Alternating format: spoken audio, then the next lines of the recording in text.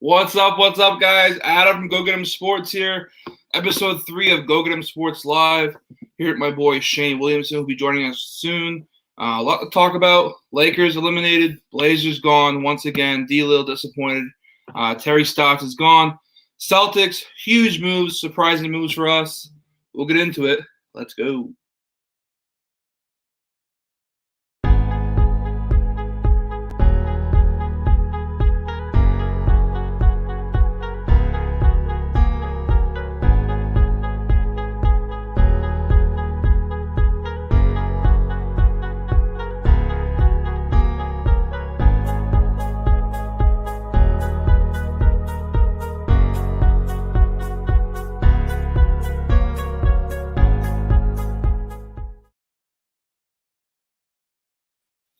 What's up, guys? This episode of GoGetEmSports Live is brought to you by PickCity.com.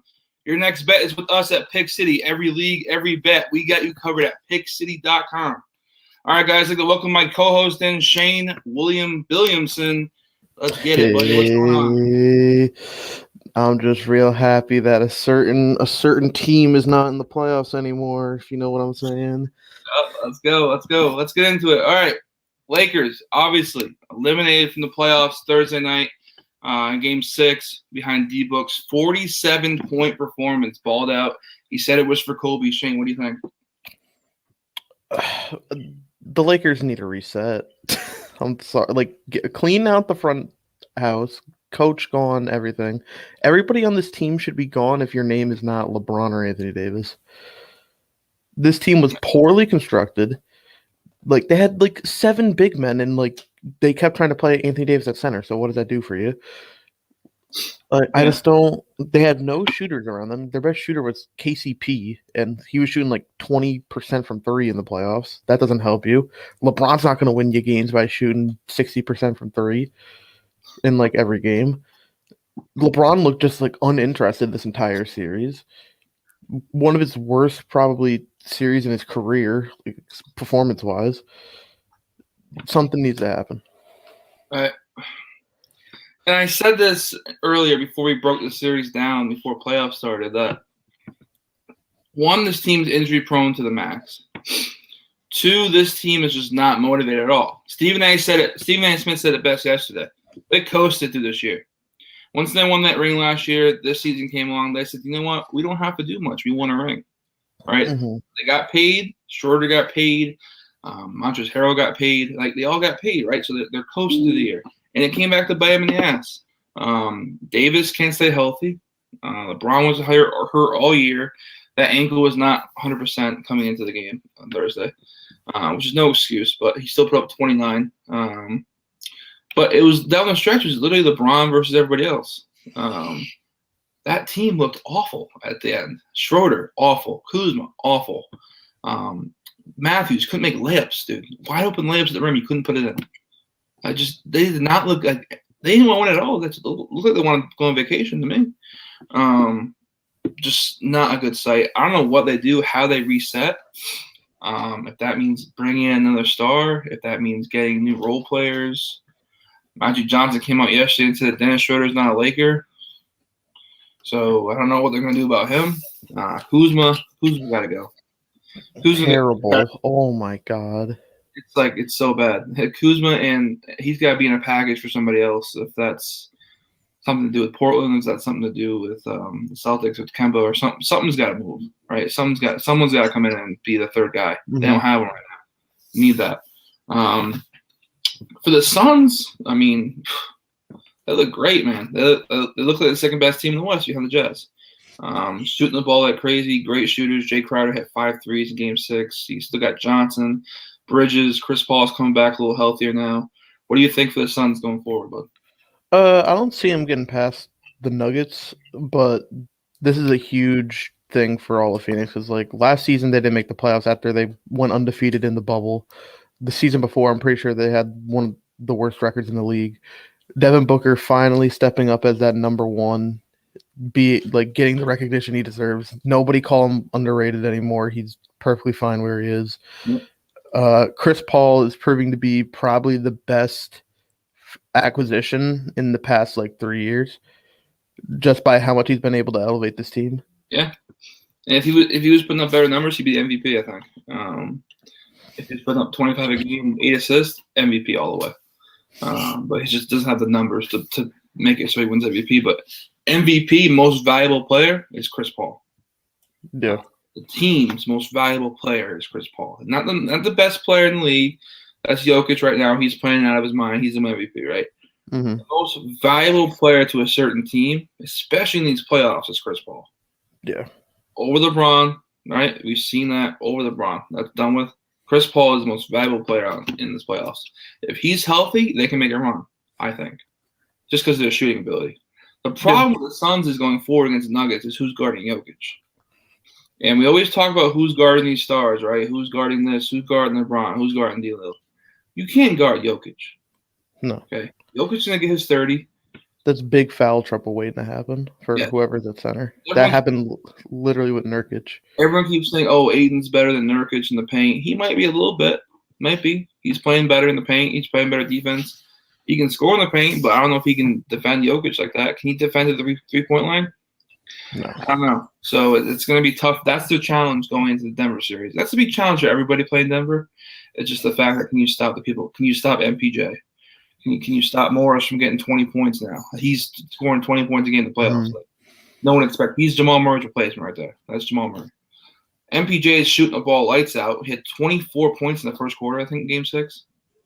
I think he shot like 6 for 6 to start, like from 3 in the first quarter. I don't know who's maybe Jay Crowder. I don't know who's on him. But they gotta figure out some defense. Their offense is gonna get there. Their offense is gonna kick ass, shooting the ball. Jay Crowder, like I said, shooting lights out right now. Aiden's gonna dominate the paint when Jokic is out of there. They'll get their points. It's gonna be a high scoring series. I think it's just about stopping Denver and stopping what we all know they can do, which is score. So it'll be an interesting series coming up. I got a huge announcement right here. I got my buddy CLE Picks joining the show. What's up, my dude? What's going on, fellas? How we doing today? Good. We're breaking down the Lakers Game 6 debacle. That was depressing to watch if you were a Lakers fan. I'm not a Lakers fan, but still depressing to watch. But definitely hate seeing LeBron going out like that. But I mean, I love how people are online. Oh, he's washed up. I'm like, he's in year 18. What do you expect at this point? Like, Father Time does always win. Like, I mean, he still put up 30, but as someone that's watched him, obviously his whole life, including high school, I think the biggest thing now with him is the recovery time with injuries is longer than it used to be. And obviously he wasn't explosive as he once was, but even before the season. And that affected him. That ankle was not even close to 100%. Yeah. Obviously, that's just, it is what it is. And, hey, props to the Suns, man. Like, they took advantage of it. Booker was amazing.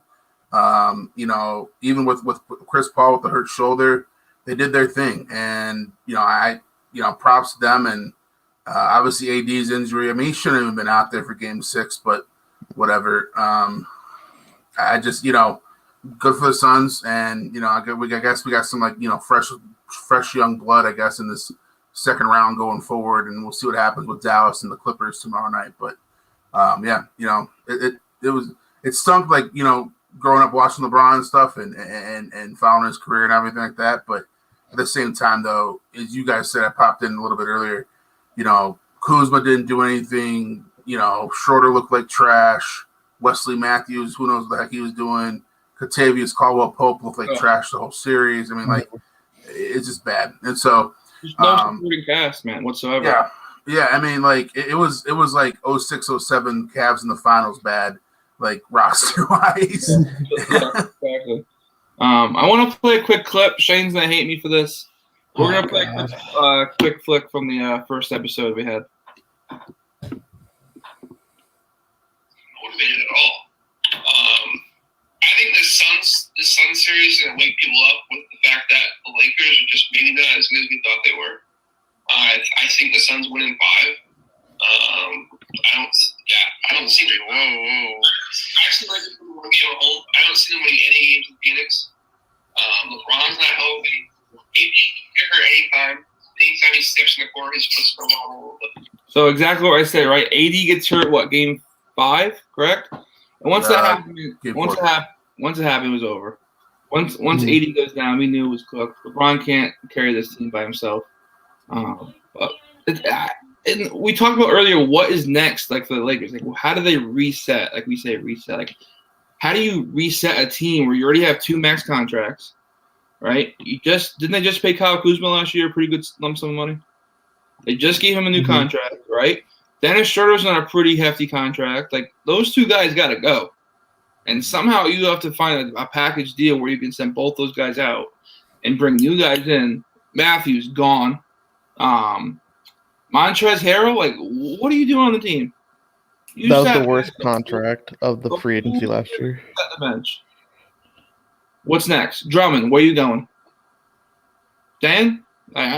So many question marks. They are the worst, best team in the league. They are out of the top tier teams. They are the worst, and that's sad to say of a LeBron team, but that's what it is right now. They got to figure out a way to configure their roster similar to what the Nets have done with having Harden and Durant and Kyrie in that type of setup. With if they do want to bring in a third star, but I'm not sure if they're going to. I'm just if you want to reset it, but obviously with the amount of money they have invested in AD and well, how many does LeBron have left? Like 2 on that contract, or I believe 1? so. Yeah, I think it's 2. but yeah, I mean, like you just brought up a huge point. Like Montez Harrell was the second, best 6-man. Arguably could have won the 6-man last year. Didn't play at all, barely any meaningful minutes throughout that series. Like what was going on with that? Like, Schroeder, you said, like, terrible contract. I mean, it's I don't understand what they were doing. I mean, obviously you want to reset, I guess, from last year's title, but I just, you have to figure out a way to bring in a third guy, I guess, but you have to figure out with terrible contracts on the books. Yeah. So it'll be interesting to see what they do, if that's bringing in a star or not. But we're gonna move on. Next topic we got is the Nuggets Blazers game. Similar to what happened with the Lakers, they get losing 6. Obviously disappointing for D-Lil to get out of the first round once again. I think Lillard had nothing to tank down the stretch. I mean, he only had 29 points in the game. We say only, but we expect 35 to 40 from D-Lil in a must-win playoff game. What's your guys' takes on what happened in that series? I think just like the Lakers, I think the Blazers need a reset. They just got rid of their head coach. Well, they mutually agreed to get rid of their head coach. But these secondary pieces around Lillard aren't cutting it for him. Yeah. McCollum, inconsistent. Nurkic was in foul trouble this whole entire series. I mean, yes, he was against Jokic, but when he's in foul trouble, they got to bring in Enes Kanter, who's probably the worst defending center in the league. Mm-hmm. So Jokic just feasted the entire series, but Norman Powell, inconsistent shooter, don't get why they traded for him, because they just traded away Gary Trent, who's the same exact player for him. I don't know what to make of this Blazers. People are saying that they're going to trade Lillard. I don't see that happening. I've seen stuff that says Lillard's going to have a big factor in who the next head coach is going to be.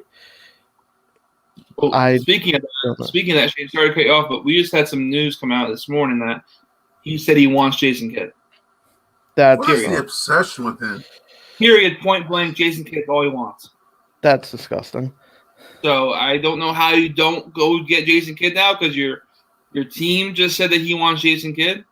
So I think Jason Kidd's going to Portland now, obviously, because D'Lo just said that. But he said Jason Kidd, that's all I want. That's gross. Get that Nike money. So I again, we talk about resetting, and the first thing I think about is CJ McCollum. Mm-hmm.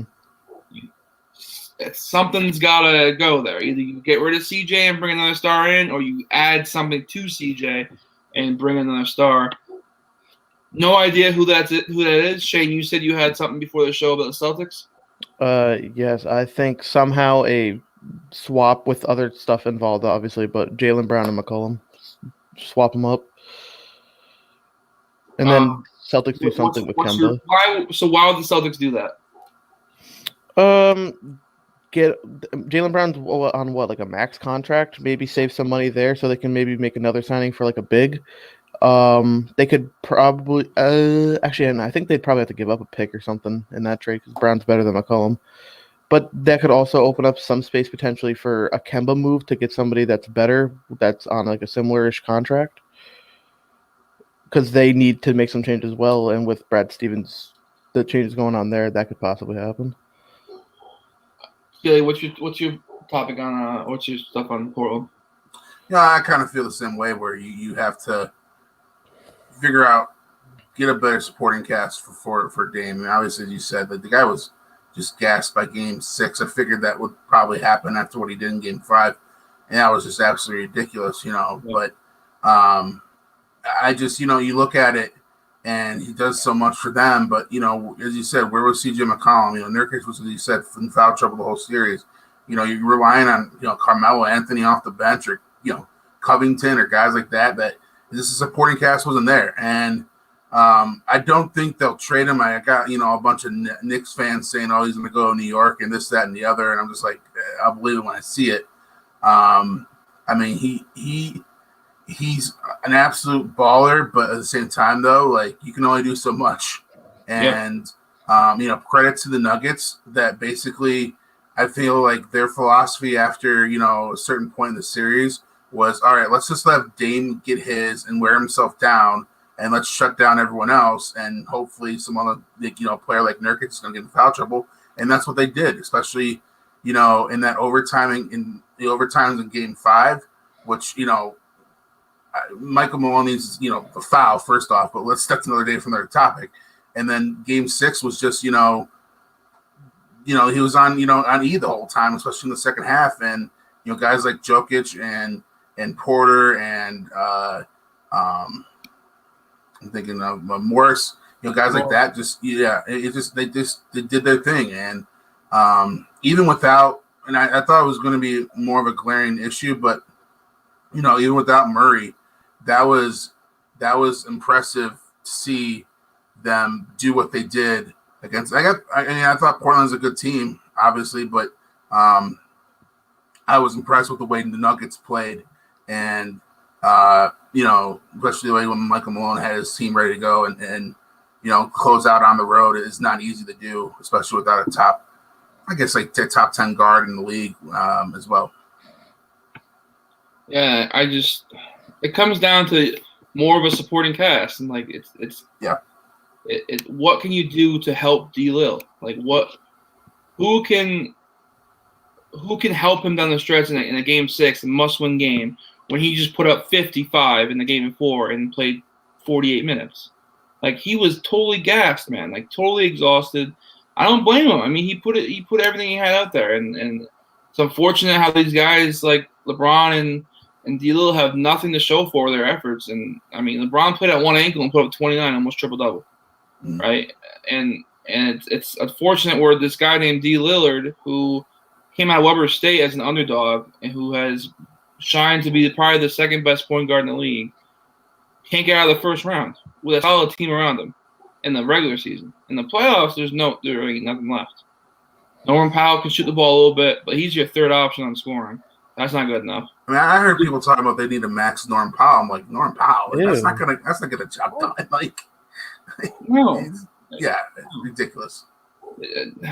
I don't know what their options are. It's either CJ getting traded or, like I said, adding somebody, but I just don't know who you add at this point to that team.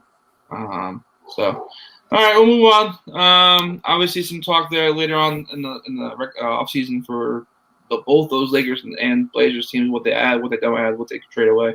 Next is a pretty awful topic for me since I'm a Celtics fan. Dude, what is going on in Boston, guys? What is that? You don't want Lloyd Pierce as your next head coach? I mean, that's what it looks like to me. I mean, Brad Stevens said in the regular season that he loves Lloyd Pierce. He said that he learns everything. He learns something every time you played against him, which I don't know what the hell that means.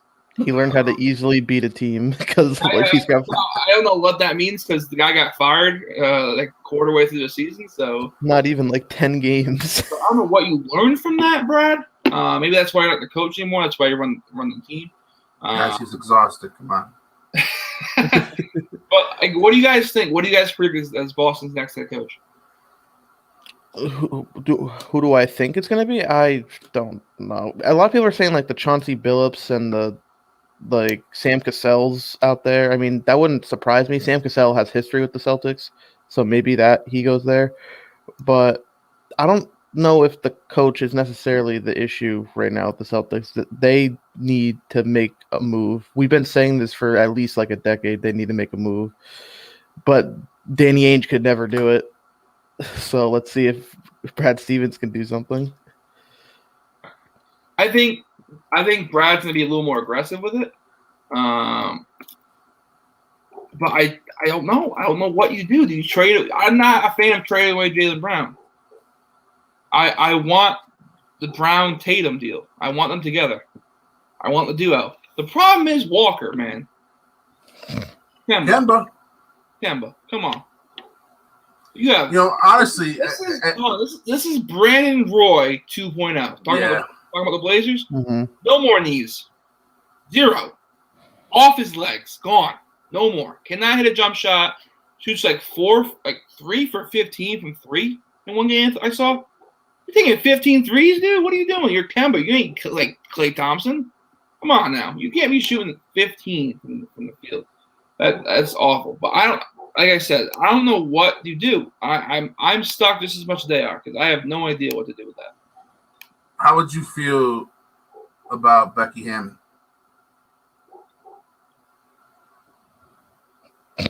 Oh, wow, he signed off on that one. Wow.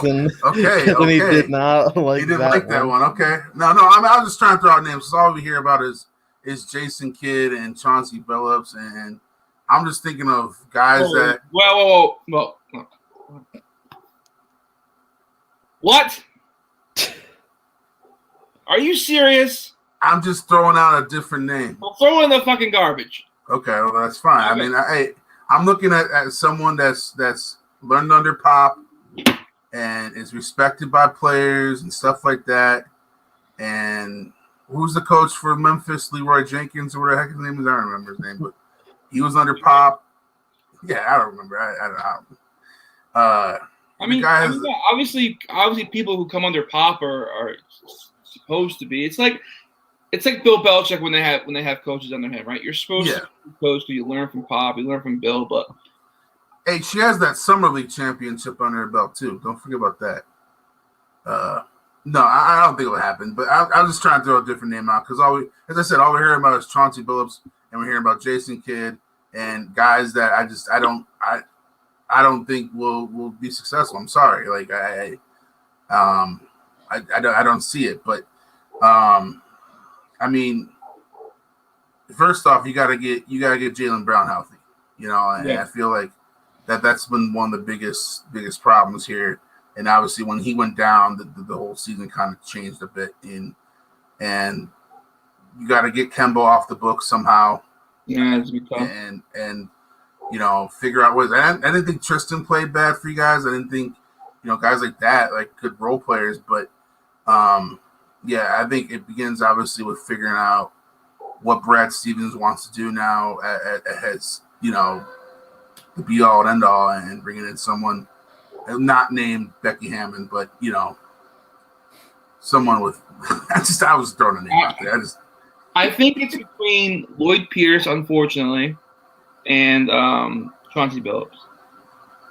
I don't see guys like Juwan Howard leaving Michigan. I don't see us going out and get Larinaga from Miami. Like, dude, the guy's 80 years old. That's an old dude, man. Mm-hmm. Like, I don't want that dude running the Celtics. Like, wait, what does he bring to this team? To young kids? He's not the kids don't want that no more. They want a young guy who's been there out of the league for probably 5 or 6 years, who was in the NBA playing. Ty Lue, right?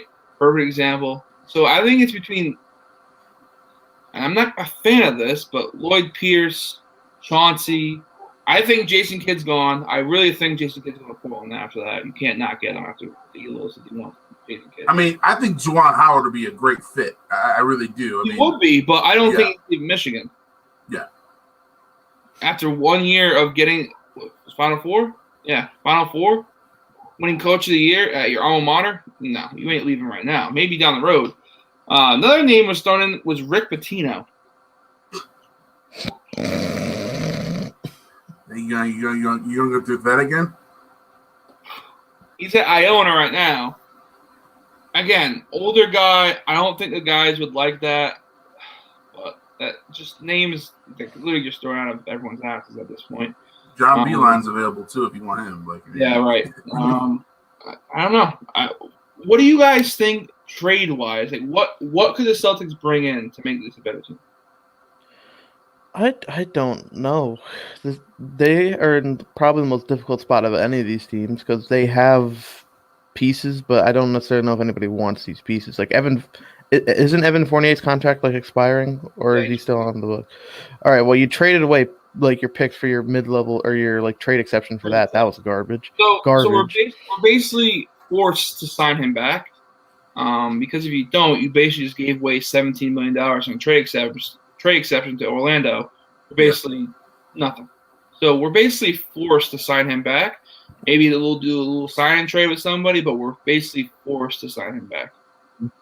I think your centers are fine. You got Robert Williams, who's improving, and then you got Thompson, who's just a pure rebound getter. You guys just need some bench depth, I think, because once your bench unit comes in, Peyton Pritchard's your best scorer. That's not really going to help you long term. Kemba, I don't know what you do with Kemba. I don't know what team would take Kemba. I mean, I always thought the Knicks would at some point. That's vision though. That's weird. I mean, maybe that 3-team trade. I don't know who we'd bring in on that 3-team. Definitely, if it was to be somebody, it'd probably be more of a forward, probably a big man. I don't see us going small again at guard. I don't know where this team goes. We're kind of stuck in the mud here because that Kemba Walker contract is just so bad that I just don't see how anybody takes him right now. Nah, I don't see it either. I mean, that thing is putrid, and you gotta. Problem is, if you want to bring in someone big, you're gonna have to give up something, and I'm not talking draft picks. I'm talking, someone significant, and I don't think they want to part ways with Tatum or Brown, so you obviously don't want to do that. So what do you actually do here? And as you said, you're kind of stuck in that mud. I don't think you're that bad of a team though either. I think if Brown's healthy at the end of the year, I don't think you're stuck in the situation that you're in. And I think that was significant in itself. And I'm thinking back, the Warriors Sunday night or that Saturday night game earlier in the year where you guys you looked good, you didn't look bad, and I don't know. I don't think you're gonna have to. I don't think you can really make a significant move, as I said, without giving up something that's gonna cost you. Yeah, not need draft picks. And to the point where I think it's either we have two options: either we stick with Kemba, Tatum, and Brown, or we have to move both Kemba and Brown. Yeah, you can't have both. If you move Brown, you gotta move Kemba. Right, because that contract's probably gonna be included in the trade. If you're getting rid of Kemba's contract for getting rid of Brown, right? It's a trade-off. We're getting somebody in return. Now, is that somebody better than Kemba and Brown put together? If not, you don't do it. Yeah, if it is, then pull the trigger. But there's no star out there right now that I can see us getting who's better than both Kemba and Brown. Do you guys see anybody out there? Dame. That's about I was about to say, somehow if the Blazers got rid of Damian Lillard.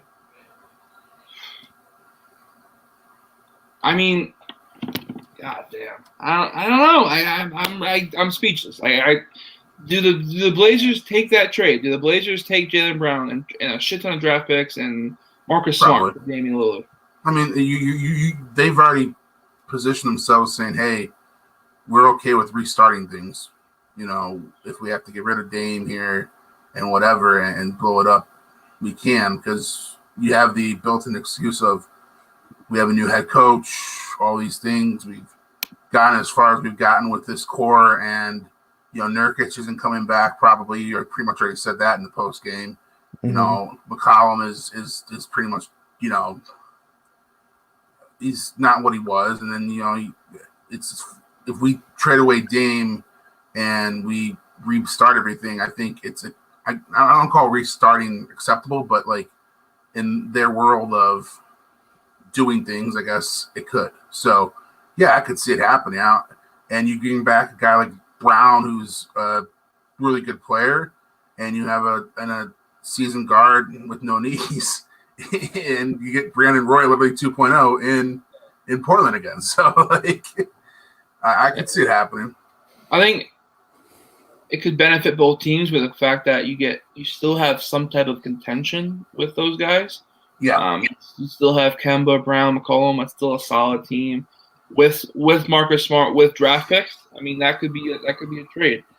Do I think Lillard wants that? I don't know. I don't know if he wants to play with Tatum, if he wants to come to Boston, to a big city. He's not a big city guy, right? If he was that, he would have asked for a trade 2 years ago to LA or New York or something like that, right? So it just depends on what he wants and what the Blazers think is best for their future. So and you gotta think like the Blazers, right? They gotta put themselves in position for when LeBron leaves. So after LeBron leaves, that West is kind of like open, kind of, right? So you have to think: do they wait this out, keep Dame, keep CJ, maybe add smaller pieces for when LeBron leaves and it's kind of open, or do you just reset and start over? And they have to decide that pretty quickly. I don't know what they do. Both teams, everybody's stuck. That's all I got on that topic. We're gonna throw out some free picks for you guys. We got some NBA playoffs tonight. We got Bucks Nets, which should be a great series starting tonight. Whole MLB slate. I got some picks for you. Celia, let's start with you. You got anything tonight? Yeah, so I'm going to start off with this afternoon in Tampa on the hockey side of things. Okay. I think the Lightning got the little wake-up call they needed early on in the series. They didn't look that great to begin with. I think they thought that they'd just coast into Game 3 and win that handily. Hurricanes obviously upset them in overtime. I think the Lightning are the better team in the series. They're at home, up 2-1 in the series. I like them in regulation. I got it at minus 110 right now on Bovada. So go ahead and take that and with minus 110 in Tampa this afternoon. I believe 4:30 is the start. 4:08. So Shane, what do you got? All right, you just brushed upon this Bucks Nets series. Hot take: Bucks win this in 6. First of all, the Nets are not going to make it past this round, but I think the Bucks come out hot this game. The Bucks are at +4. Are you kidding me? After they just dog walk the Heat, give me Bucks +4. Giannis against the Nets is nuclear. He goes for like 40 and 15 every single time. The Bucks beat the Nets in the regular season, I think 2 out of 3 times, if not 3 out of 3 times. I'm loving the Bucks right now. They match up perfectly against this Nets team. Put Holiday on Kyrie, put Middleton on Harden, put Giannis on Durant. Simple as that. Okay. That's all you got? What else you got? Yeah, that's all I got, dude. That's all I need. You each got one pick for the guys? Oh no, we're just going in rotation. Sorry. All right, I'll go next. Yeah. All right, I'm going to the Diamond. All right, my special team going to the Diamond. I just want to say one thing. Celia, were you on the Cardinals last night?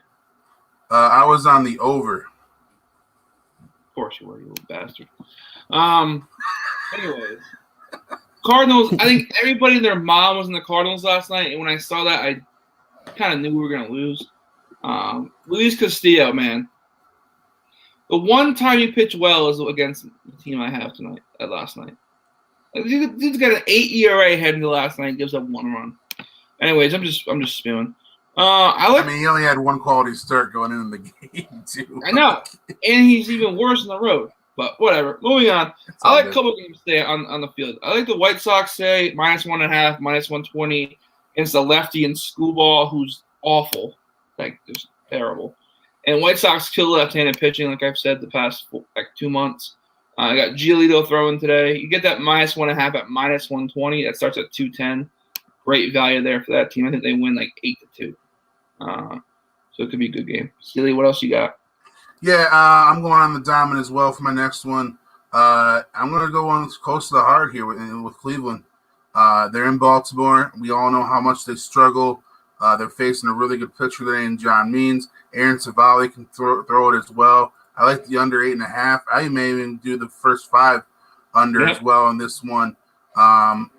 Indians have the 4th best ERA in the bullpen too, so if Savali can only go 6, they've been pretty solid out of the pen as well. Baltimore's lineup is hit or miss. Obviously, as I said, the Indians lineup is putrid outside of Jose Ramirez.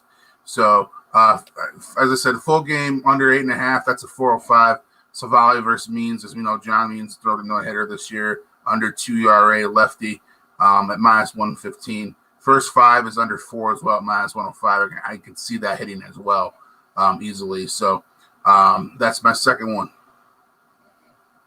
All right, Shane, you said that's all you got for today? Yeah, I only got I'm basketball guy. There's only one game. All right. I'm going back in the Diamonds. Brewers, Diamondbacks. Brewers are starting to heat up a little bit. Brandon Woodruff going today, who's dealing. They're huge favorites at -250. I got a better one for you. Let's take the 5-inning line at -0.5. So have them leading after 5. It's at -160. A little higher than juice, but I'm laying it. I think Woodruff just dominates this awful Diamondbacks team.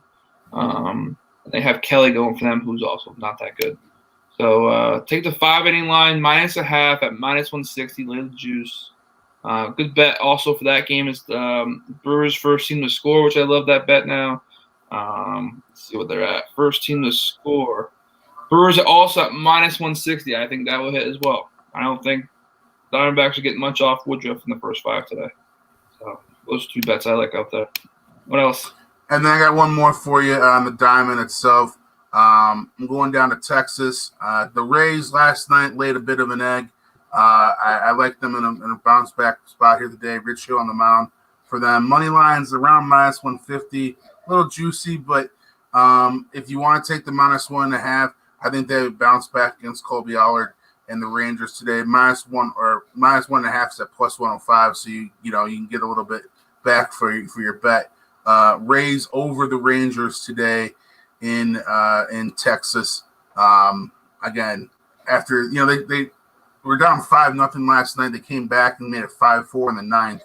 I like that carry momentum too going into today with the Rays, and obviously they've been super. As watching them in the AL East, they're always solid, and we know how they usually respond off of losses. So I like the Rays today against the Rangers. Okay. One more for you guys. I'm going late night. We got Mets, Padres pitching duel tonight, DeGrom versus Musgrove.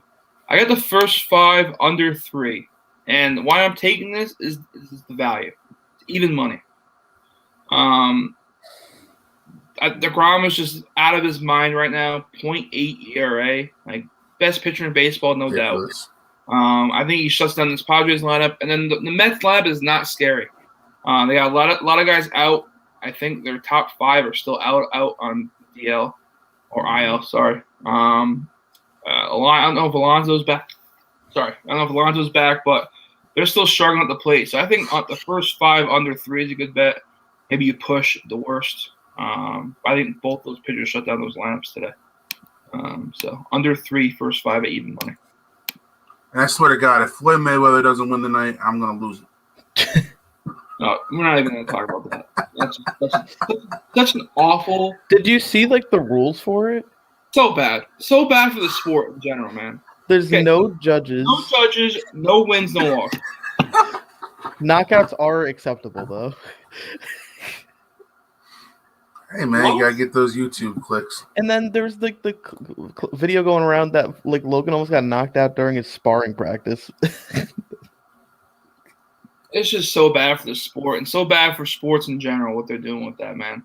It's so bad. They're literally turning boxing into publicity stuff. Yeah. It's literally for WWE. Wait for Jake Paul, Tyron Woodley in August. But the difference is between those two. One, Floyd ain't gonna let himself lose.